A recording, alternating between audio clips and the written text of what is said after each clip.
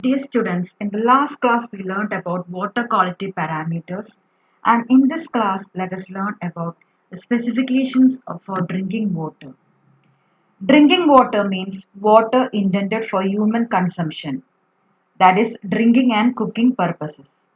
The international and national agencies set standards for drinking water so as to ascertain the health safety of people.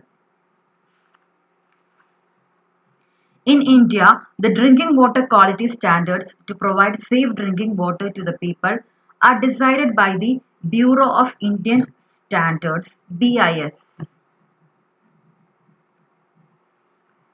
As per the specifications in as per the specifications in Uniform Drinking Water Quality Monitoring Protocol formulated by the Ministry of Drinking Water and Sanitation.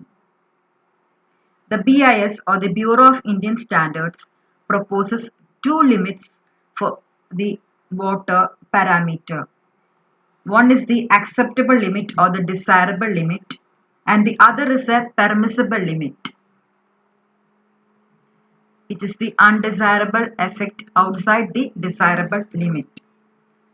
So the acceptable limit or the desirable limit represents the limit for each parameter recommended to be implemented.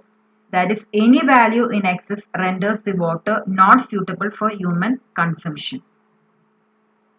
The permissible limit represents a limit that they still be tolerated in the absence of an alternative or above which the sources will have to be rejected. അതായത് Indian standard specification four drinking water കൊണ്ടുവന്നിരിക്കുന്നത് BIS ആണ്, bureau of Indian standards ആണ്. അവർക്ക് രണ്ട് limit ഉണ്ട്, ഒന്ന് desirable ലിമിറ്റും ഒന്ന് പെർമിസബിൾ ലിമിറ്റുമാണ്. ഡിസൈറബിൾ ലിമിറ്റ് എന്ന് പറഞ്ഞിട്ടുണ്ടെങ്കിൽ ആവശ്യത്തിന് വേണ്ട അല്ലെങ്കിൽ അതിൽ കൂടാൻ പാടില്ല, അതിൽ കൂടിയ വെള്ളം നമ്മൾ ഉപയോഗിക്കാൻ പാടില്ല എന്നാണ് ഉദ്ദേശിക്കുന്നത്. പക്ഷെ പെർമിസിബിൾ ലിമിറ്റ് എന്ന് പറഞ്ഞു കഴിഞ്ഞിട്ടുണ്ടെങ്കിൽ നമുക്ക് വേറൊരു ഓൾട്ടർനേറ്റീവ് ഇല്ല. ഈ ഡിസൈറബിൾ ലിമിറ്റുള്ള വെള്ളം നമുക്ക് കുടിക്കാൻ കിട്ടുന്നില്ലെങ്കിൽ പിന്നെ മാത്രം ഈ പെർമിസിബിൾ ലിമിറ്റുള്ള ഈ വെള്ളം കുടിക്കാവുന്നതാണ് എന്നാണ് ഉദ്ദേശിക്കുന്നത്. അതാണ് രണ്ട് limit, desirable limit and the permissible limit. അപ്പൊ നമുക്ക് ഇവിടെ കാണാവുന്നതാണ് കളർ എങ്ങനെ വരണം, പിന്നെ ഓർഡർ എങ്ങനെ വരണം, ടേസ്റ്റ് എങ്ങനെ വരണം, ടെർബിഡിറ്റി എങ്ങനെ വരണം, pH വാല്യൂ എങ്ങനെ വരണം, ഇതൊക്കെ നമുക്ക് ഇവിടെ കാണാവുന്നതാണ്. ഈ സ്പെസിഫിക്കേഷൻസ് ഒക്കെ അനുസരിക്കുന്ന വെള്ളം മാത്രമാണ് നമ്മൾ കുടിവെള്ളമായിട്ട് ഉപയോഗിക്കാവുള്ളൂ. അതാണ് ഇതിന്റെ പ്രത്യേകത. ഓക്കെ,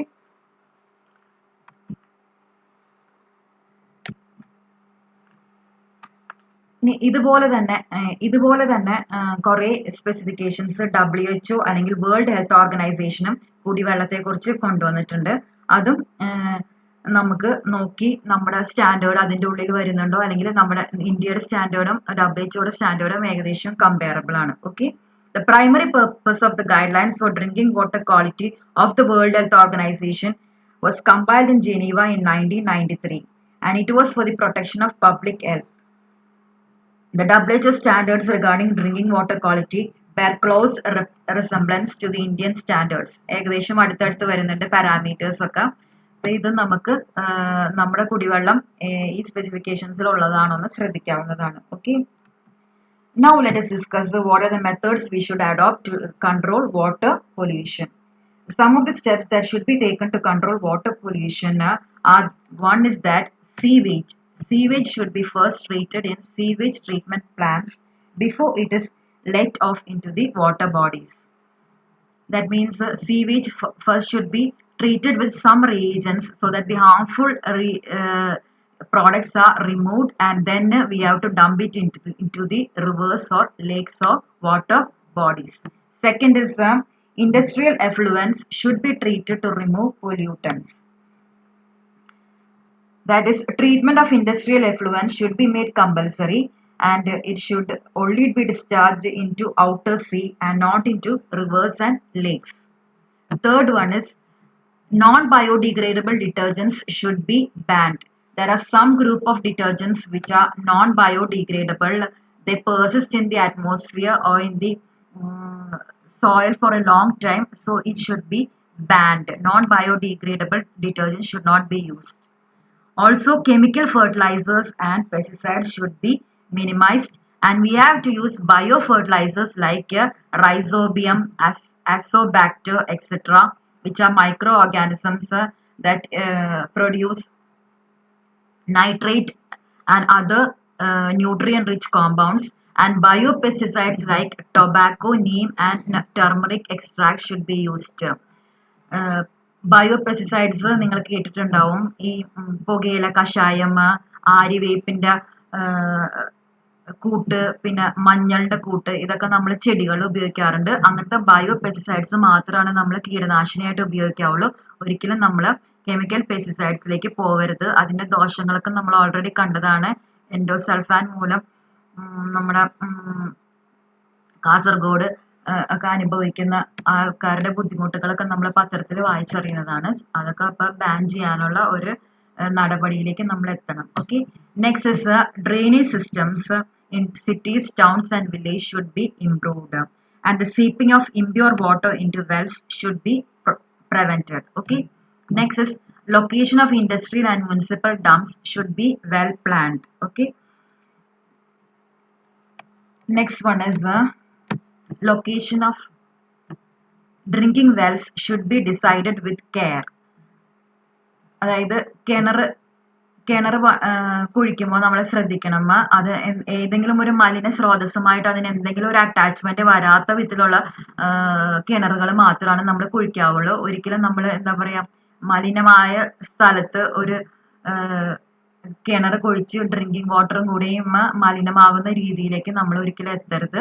അപ്പൊ അതിനെ നമ്മൾ ശ്രദ്ധിക്കേണ്ടതാണ്. Okay, next is eutrophication and algal blooms should be prevented. I've already discussed about eutrophication. It is the presence of excess of nutrients in water which leads to the death of fishes because algae will be very much enlarged in that water body. Okay, that should be prevented. അതായത് പായൽ കൂടിയിട്ട് മീനുകൾ ചത്ത, അതായത് ആവശ്യത്തിന് oxygen ഇല്ലാതെ കിട്ടാതെ മീനുകൾ ചത്തുപോകുന്ന ഒരു അവസ്ഥയിലേക്ക് എത്തുന്നതിനെയാണ് നമ്മൾ യൂട്രോഫിക്കേഷൻ എന്ന് പറയുന്നത്. അത് നൈട്രേറ്റ് കണ്ടന്റ് കൂടുന്നത് കൊണ്ട് അല്ലെങ്കിൽ ന്യൂട്രിയൻ റിച്ച് കണ്ടന്റ് കൂടുന്നത് കൊണ്ട് വരുന്നതാണ്. അത് നമ്മൾ പ്രിവെന്റ് ചെയ്യണം. Okay, next is chemical synthesis and laboratory experiments should be adhere to the principles of green chemistry. നമ്മുടെ ലാബിൽ മാത്രമല്ല ഫാക്ടറീസിൽ നമ്മൾ പല കെമിക്കൽസും ഉണ്ടാക്കാറുണ്ട്, ലാബിലും അത് ഉണ്ടാക്കാറുണ്ട്. അപ്പൊ നമ്മൾ ഇതൊക്കെ ഉണ്ടാക്കുമ്പോൾ നമ്മൾ എന്താ പറയാ ഹരിത രസതന്ത്രം എന്ന് പറഞ്ഞ ഒരു രസതന്ത്രം വളരെ എന്താ പറയാ വളർച്ച വന്നുകൊണ്ടിരിക്കുന്ന ഒരു രസതന്ത്രമാണ്. ആ രസതന്ത്രത്തിന്റെ പ്രിൻസിപ്പിൾസ് അനുസരിച്ച് മാത്രമേ ചെയ്യാവുള്ളൂ. അതായത് ആ ഗ്രീൻ കെമിസ്ട്രിയുടെ പ്രിൻസിപ്പിൾസ് എന്ന് പറഞ്ഞിട്ടുണ്ടെങ്കിൽ ഒരിക്കലും നമ്മളൊരു ഹാർംഫുൾ ആയിട്ടുള്ള ഒരു പ്രോഡക്റ്റ് നമ്മൾ ഉണ്ടാക്കാൻ പാടില്ല. അത് മാത്രമല്ല ഹാർംഫുൾ ആയിട്ടുള്ള ഒരു റിയാക്ടൻസും ഉപയോഗിച്ച് നമ്മൾ ഒരു പ്രോഡക്റ്റിലേക്ക് എത്താൻ പാടില്ല. ഇങ്ങനത്തെ ഒത്തിരി പ്രിൻസിപ്പിൾസ് ഉണ്ട്. അപ്പൊ ആ പ്രിൻസിപ്പിൾസ് ഒക്കെ നമ്മൾ അനുസരിച്ചിട്ടുള്ള കെമിക്കൽ സിന്തസിസ് മാത്രമാണ് ലബോറട്ടറിയിലും ചെയ്യാവുള്ളൂ, ഫാക്ടറിയിലും ചെയ്യാവുള്ളൂ. Also next should be law should be enforced to ensure disposal of waste. വേസ്റ്റ് ഡിസ്പോസലിന് വേണ്ടിയുള്ള നിയമങ്ങൾ നമ്മുടെ രാജ്യത്ത് കൊണ്ടുവരേണ്ട സന്ദർഭം എത്തി. വേസ്റ്റ് ഡിസ്പോസ് ചെയ്യാൻ വേണ്ടി നമ്മൾ ഒത്തിരി ബുദ്ധിമുട്ടുണ്ടെന്ന് നമുക്കറിയാവുന്നതാണ്. അങ്ങനെ വേസ്റ്റ് ഡിസ്പോസ് ചെയ്യുന്ന സ്ഥലത്ത് ഉണ്ടാവുന്ന ആളുകളുടെ ബുദ്ധിമുട്ടുകൾ. അതുകൊണ്ട് ആർക്കും ബുദ്ധിമുട്ട് വരാതെ, മനുഷ്യനോ മൃഗങ്ങൾക്കോ ജീവികൾക്കോ ഒരു ബുദ്ധിമുട്ടും വരാതെ നമ്മുടെ ഈ വേസ്റ്റ് റീസൈക്കിൾ ചെയ്യുകയോ അങ്ങനെ എന്തെങ്കിലും ചെയ്യുന്ന ഒരു അവസ്ഥയിലേക്ക് നമ്മൾ കൊണ്ട് എത്തിച്ചേരേണ്ടതാണെന്ന് ഈ അവസരത്തിൽ ഓർമ്മിപ്പിക്കുന്നു. Okay, next is the need for protection of water bodies. All of you know that water is very important for our life. Water is the elixir of life and fresh water is very precious. About 71% of the earth's surface is covered with water and about 97% of the above 71% is in the oceans and only the remaining 3% is fresh water. But about 2% of the total water is in the polar ice caps and glaciers. That means only about 1% of the Earth's water is available in freshwater bodies like the rivers, lakes, streams, and in the groundwater. And this water is fit for human consumption. Okay, So we have to protect water sources because there should be enough safe water for all our use and for the coming generation. The importance of water bodies is that we have our drinking water comes from surface water and groundwater, so we have to protect and maintain freshwater bodies. All the surface water is being polluted constantly and the groundwater is also being polluted, so we have to maintain our groundwater and the freshwater bodies. Next is water bodies are important because the global patterns of weather are dependent on the movement, quantity and temperature of water both in the ocean and the freshwater bodies. All of you know that when rivers dry up, the climate of the land also changes and the life also becomes very difficult there. Also, we know that fresh water is needed for irrigation of terrestrial crop plants, and in fact, more than 70% of water withdrawn from nature goes to agriculture. Okay. Also, fish and other aquatic organisms need clean water to survive, and water bodies contain important sources of food for humans. Fish and other aquatic organisms remain a chief diet of our human communities. Okay.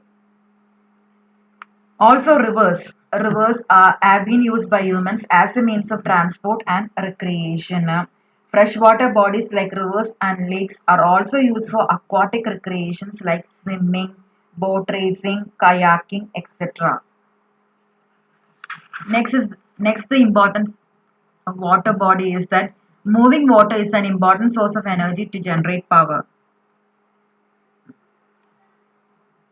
All of you know that water is a non-conventional source of energy, and we use hydroelectric projects, the cleanest of power generating methods to generate electric power. Next is the source water protection plan. Source water protection plan is the protection of water resources such as lakes, rivers and groundwater from contamination. It is a management strategy designed to minimize the impact that human and natural activities have on the quality and supply of our water resources. So this plan aims at identifying sensitive areas where water resources supply and quality are threatened, accumulating scientific data about the quality and supply of water resources, and up-to-date mapping and computer projections about future water resources, and putting forward recommendations to manage the impact of harmful activities. That means source water protection plan improves the efficiency in wastewater treatment and ensures highest quality drinking water for public health. Source water protection plan എന്ന് പറയുന്നത് ഒരു സ്ട്രാറ്റജിയാണ്, അല്ലെങ്കിൽ നമ്മൾ ഉപയോഗിക്കേണ്ട ഒരു രീതിയാണ്. ഈ രീതിയുടെ പ്രത്യേകത എന്ന് പറഞ്ഞിട്ടുണ്ടെങ്കിൽ നമുക്ക് ഭാവിയിലേക്കും നമുക്ക് ഇപ്പോൾ ആവശ്യമുള്ള വെള്ളത്തിന്റെ സ്രോതസ്സുകളെ വളരെയധികം പ്രൊട്ടക്ട് ചെയ്യുക. അത് പ്രൊട്ടക്ട് ചെയ്യുക മാത്രമല്ല ഭാവിയിലേക്ക് അത് കരുതലായിട്ട് വെക്കുകയും ചെയ്യുക. പിന്നെ അത് സേഫ് ആക്കി വെക്കുക. പിന്നെ വേസ്റ്റ് വാട്ടർ ട്രീറ്റ്മെന്റിനുള്ള ശ്രമങ്ങൾ നടത്തുക.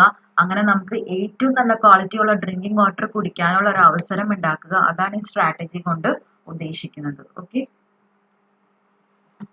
Next we go to the next pollution, thermal pollution. We have already discussed two types of pollution, air pollution and water pollution. Now the third pollution is the thermal pollution.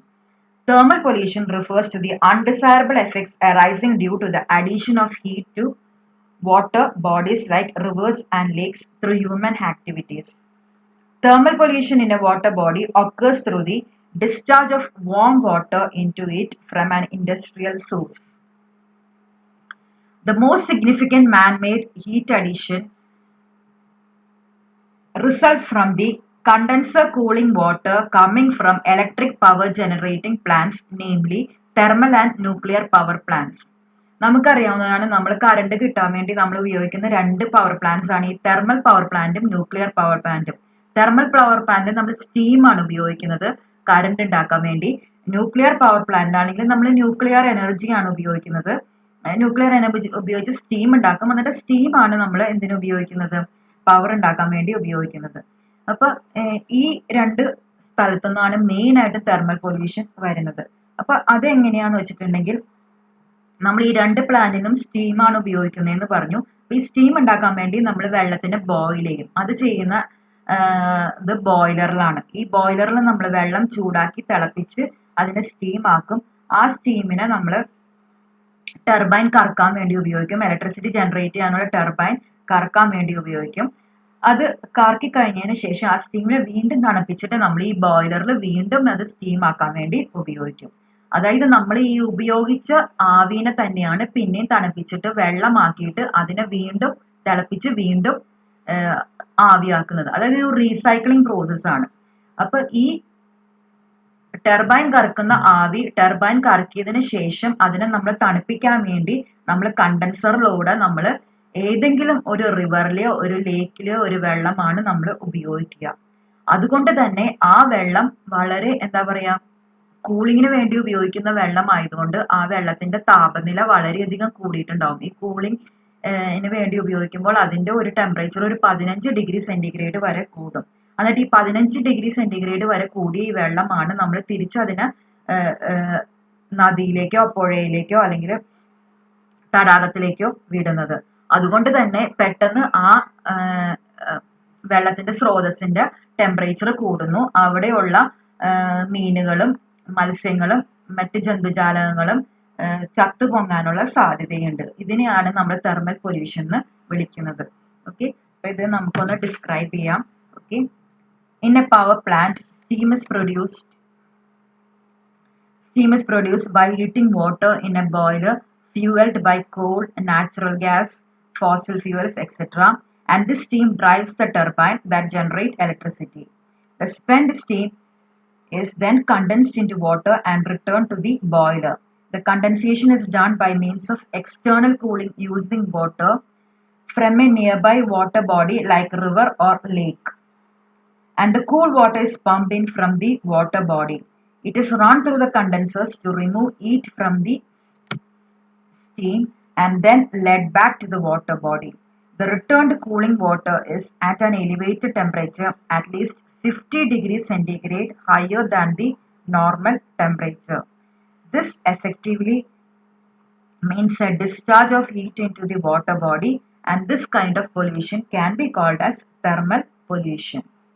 So these are the causes of the thermal pollution: the coal-fired power plants, the nuclear power plants, and also soil erosion, deforestation, domestic sewage, and natural causes like calamities. Okay. So this is how we generate the electricity. I told you this is the steam generator. This is the boiler, or the steam is generated and the turbine is rotated and current is produced here. And after this rotation of the turbine, the steam again goes to the cooler or the condenser. In the condenser, water from the river is passed through the condenser and it cools the steam, and the steam again becomes water.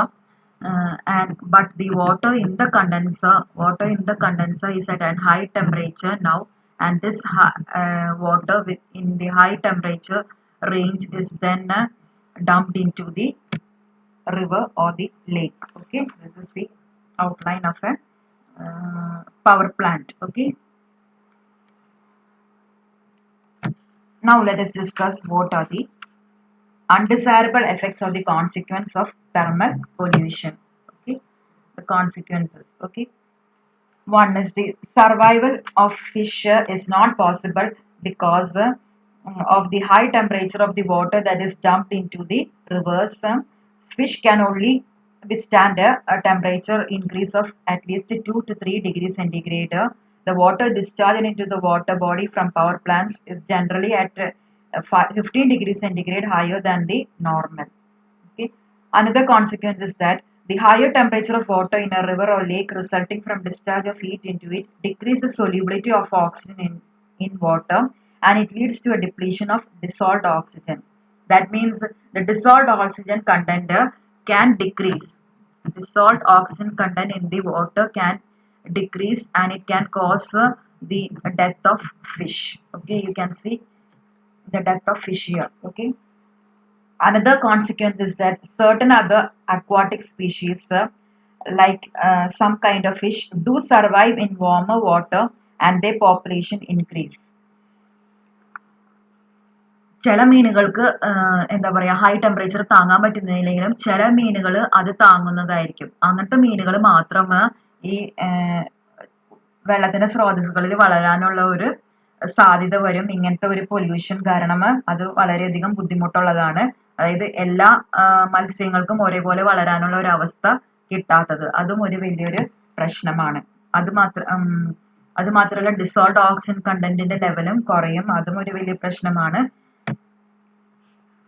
ഇതൊക്കെയാണ് thermal pollution കൊണ്ടുള്ള problems എന്ന് പറയുന്നത്. There are also other problems. Sudden changes in temperatures of the water in a river or lake caused by power plant shutdowns lead to death of even fishes which can live in warmer waters. അതായത് പെട്ടെന്നുള്ള ഈ temperature വ്യതിയാനങ്ങൾ, അതായത് കുറച്ചു നേരം വെള്ളം തണുത്തിരിക്കും, കുറച്ചു നേരം വെള്ളം പെട്ടെന്ന് ചൂടാവും. അങ്ങനത്തെ ടെമ്പറേച്ചർ വേരിയേഷൻസ് പെട്ടെന്ന് തന്നെ മീനുകളെ കൊന്നുകളയും. അല്ലെങ്കിൽ മീനുകൾ ചാവും. കാരണം എന്താണെന്ന് വെച്ചിട്ടുണ്ടെങ്കിൽ ചൂടുള്ള വെള്ളത്തിൽ ജീവിക്കാൻ പറ്റുന്ന മത്സ്യങ്ങൾക്ക് പോലും അത് താങ്ങാൻ പാടായിരിക്കും ഈ പെട്ടെന്നുള്ള ടെമ്പറേച്ചർ ചേഞ്ചസ് എന്ന് പറയുന്നത്. പെട്ടെന്ന് തണുപ്പാവുന്നു, പെട്ടെന്ന് ചൂടാവുന്നു. ആ ഒരു അവസ്ഥ അങ്ങനെയുള്ള മീനുകൾക്ക് പോലും താങ്ങാൻ പറ്റുന്നതിലപ്പുറമായിരിക്കും. അതുകൊണ്ട് അവർ ചത്തുപോകും. Another grave long impact of thermal pollution is severe climatic changes in the future. അപ്പൊ ഈ തെർമൽ പൊല്യൂഷൻ ഒരു ഗ്ലോബൽ വാർമിങ്ങിനും ഒരു റീസൺ ആവും. അതായത് ആവറേജ് ടെമ്പറേച്ചർ വാട്ടറിന്റെ കൂടി കഴിഞ്ഞിട്ടുണ്ടെങ്കിൽ അതനുസരിച്ച് ഈ വാപ്പറേഷനും മഴയുടെ തോതും ഇതിലൊക്കെ വ്യത്യാസം വരും. അതുകൊണ്ട് തന്നെ ക്ലൈമറ്റ് മാറാനുള്ള സാധ്യതയുമുണ്ട്. Okay, so these are the consequences of water pollution. Okay, now how to control thermal pollution. Thermal pollution can be controlled by dissipating the excess heat of condenser cooling water to the atmosphere by means of evaporation or by transfer to the air. That is, we have to reduce the temperature of water. That is, we have to reduce the runoff cool water before releasing the water into the water body and maintain adequate water flow and maintain healthy zones for shade. Okay, there are several methods of doing this. That is decreasing the temperature of the plant exhaust, power plant exhaust. That we can use two methods. One is the cooling pond method and the other is the cooling tower method. First, let us discuss the cooling pond method. In the cooling pond method, the warm water from the plant is allowed to flow into a large artificial pond and evaporation takes the heat to the atmosphere, leaving behind cooler water. Cooler water can be taken from the pond and used for condenser cooling. അതായത് നമ്മൾ എന്തായാലും ഈ power പ്ലാന്റിൽ നിന്ന് വരുന്ന വെള്ളത്തിനെ അല്ലെങ്കിൽ അതിന്റെ എക്സോസ്റ്റിൽ നിന്ന് വരുന്ന വെള്ളത്തിനെ നമ്മൾ തണുപ്പിച്ചിട്ട് മാത്രമാണ് അതിനെ വാട്ടർ ബോഡി അല്ലെങ്കിൽ പുഴയിലേക്ക് ഒഴുക്കാവുള്ളൂ. അപ്പൊ അതിന് ഉപയോഗിക്കുന്ന ഒരു മെത്തേഡാണ് ഇവിടെ പറഞ്ഞിരിക്കുന്നത്, കൂളിംഗ് പോണ്ട് മെത്തേഡ്. ഈ കൂളിംഗ് പോണ്ട് മെത്തേഡിൽ പവർ പ്ലാന്റ് ഇതാണ്. പവർ പ്ലാന്റിലേക്ക് ഹോട്ട് വാട്ടർ, പവർ പ്ലാന്റിൽ നിന്ന് വരുന്ന ഹോട്ട് വാട്ടറിനെ നമ്മൾ എന്താ ചെയ്യണമെന്ന് വെച്ചിട്ടുണ്ടെങ്കിൽ ഒരു കുളം ഉണ്ടാക്കിയിട്ട് ആ കുളത്തിൽ സൂക്ഷിക്കുന്നു. ആ കുളത്തിൽ കുറച്ച് നേരം സൂക്ഷിക്കുന്നു, കുറച്ച് മണിക്കൂറുകളോളം സൂക്ഷിക്കുന്നു. അപ്പൊ പതുക്കെ ഇവാപറേഷനിലൂടെ അത് തണുക്കും, ആ വെള്ളം തണുക്കും. എന്നിട്ട് ആ തണുത്ത വെള്ളം മാത്രമാണ് നമ്മൾ ഈ പവർ പ്ലാന്റിന് വേണ്ടി ഉപയോഗിക്കുകയുള്ളൂ. അത് മാത്രമല്ല, ഇത് തണുത്തതിന് ശേഷം മാത്രമാണ് ഇതിനെ റിവറിലേക്ക് ഒഴുക്കാവുള്ളൂ. അതായത് ഇവിടെ നമ്മളൊരു എന്താ പറയാ ഒരു തടയണ വെച്ചിട്ട് തണുത്തതിന് ശേഷം മാത്രം ഈ റിവറിലേക്ക് വിടുക. അല്ലെങ്കിൽ തണുത്തിട്ടില്ലെങ്കിൽ അതിനെ അവിടെ തന്നെ എന്താ പറയുക തണുക്കാൻ വേണ്ടി വെക്കുന്ന ഒരു മെത്തേഡാണ് ഈ കൂളിംഗ് പോണ്ട് മെത്തേഡ് എന്ന് പറയുന്നത്. Next method is the cooling tower method. The warm water from the plant is sprayed downwards over vertical sheets kept in a cooling tower and allowed to meet cool air passed upwards. Heat exchange occurs between the water and air and the excess heat is dissipated into the atmosphere. The cooled water is collected at the base of the tower and it is recycled back to the to the power plant condensers for cooling purposes. Cooling tower method എങ്ങനെ ഉപയോഗിക്കണമെന്ന് വെച്ചിട്ടുണ്ടെങ്കിൽ ഒരു tower വേണം, ഒരു നല്ല height ഉള്ള ഒരു tower. ആ ടവറിന്റെ മുകളിൽ നിന്ന് ആണ് നമ്മുടെ എന്താ പറയുക ഹോട്ട് ആയിട്ടുള്ള വാട്ടറിനെ നമ്മൾ കടത്തി വിടുന്നത്. ചൂടായിട്ട് പവർ പ്ലാന്റിൽ നിന്ന് വരുന്ന വെള്ളത്തിനെ കടത്തി വിടുന്നു, അത് താഴേക്ക് ഒഴുകുന്നു. താഴേക്ക് ഒഴുകുമ്പോൾ അടിയിൽ നിന്ന് അല്ലെങ്കിൽ ഇതിന്റെ ബേസ് ഭാഗത്തിൽ നിന്ന് നമ്മൾ അത്യാവശ്യം കൂളായിട്ടുള്ള എയറിനെ മുകളിലേക്ക് കടത്തി വിടുന്നു. അപ്പൊ ഏകദേശം മിഡിൽ കമ്പാർട്ട്മെന്റിൽ, ഇതാണ് മിഡിൽ കമ്പാർട്ട്മെന്റിൽ വെച്ച് താഴേക്ക് ഒഴുകുന്ന വെള്ളവും മുകളിലേക്ക് പോകുന്ന വായുവും കൂടെ കൂട്ടിമുട്ടും. അങ്ങനെ അവർ തമ്മിൽ അവിടെ ഹീറ്റ് എക്സ്ചേഞ്ച് നടക്കും. അങ്ങോട്ടും ഇങ്ങോട്ടും ഹീറ്റ് കൈമാറ്റം ചെയ്യപ്പെടും. എന്നിട്ട് താഴേക്ക് ഒഴുകുന്ന വെള്ളം എന്ന് പറയുന്നത് കൂളായിട്ടുള്ള വെള്ളമായിരിക്കും, അത് ഇവിടെ കളക്ട് ചെയ്യും. ഓക്കെ, അപ്പൊ ഇനി ഈ ഒരു മെത്തേഡിനെയാണ് നമ്മൾ പറയുന്നത് കൂളിംഗ് ടവർ മെത്തേഡ്. അപ്പൊ ഈ കൂളിംഗ് ടവർ മെത്തേഡിലൂടെ കടത്തി വിട്ടിട്ട് മാത്രമാണ് നമ്മൾ എന്ത് ചെയ്യാവുള്ളൂ, ആ കോൾഡ് വാട്ടർ മാത്രമാണ് നമ്മൾ എന്ത് ചെയ്യാവുള്ളൂ, നമ്മൾ എന്താ പറയുക നദികളിലേക്ക് കടത്തി വിടാവുള്ളൂ. അപ്പൊ ഈ മെത്തേഡ് നമുക്ക് ഉപയോഗിക്കാവുന്നത്.